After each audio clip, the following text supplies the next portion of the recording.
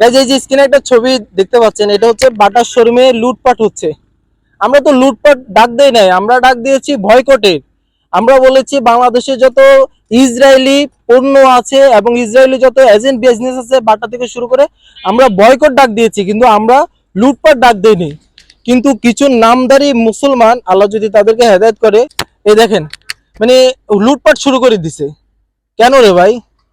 এই ছবিগুলো সারা ওয়ার্ল্ডে কিন্তু সোশ্যাল মিডিয়ার মাধ্যমে মানুষ দেখবে, তখন কিন্তু তাদের দোষ হবে না। যারা এই যে লুটপাট করে নিচ্ছে, কিছু নামধারী যে মুসলমানরা লুটপাট করতেছে, দোষ কিন্তু তাদের হবে না। সবাই কিন্তু দেশের উদ্দেশ্যে কথা বলবে যে এই বাংলাদেশ যদি ফিলিস্তিনে নিয়ে যাওয়া হয়, তারা যুদ্ধ রাখা ফিলিস্তিনের যা কিছু আছে সবকিছু লুটপাট করা শুরু করে দিবে।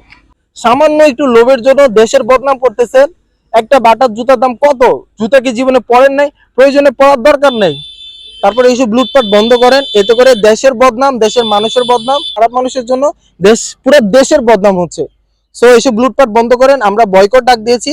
আমরা বাটার কোনো জুতা ব্যবহার করব না, আমরা কেএফসির কোনো খাবার খাবো না, আমরা বিকাশ অ্যাপটা ব্যবহার করব না, আমরা কোকা কোলা থেকে স্প্রাইট থেকে যত ইসরায়েলি পণ্য আছে সবকিছুর আমরা বয়কট করেছি। কিন্তু কারোর দোকানে ঢুকে আপনি লুটপাট করবেন, কারোর শোরুমে ঢুকে লুটপাট করবেন, এগুলা কিন্তু ইসলাম বলে নাই এবং বাংলাদেশের কোথাও কিন্তু এগুলা কেউ স্লোগান দেয়নি। সো এগুলা থেকে সবাই সাবধানে থাকবেন। আপনাদের সবার উদ্দেশ্যে একটা কথাই বলতে চাই, লুটপাট বন্ধ করেন, বয়কটের ডাক দেন।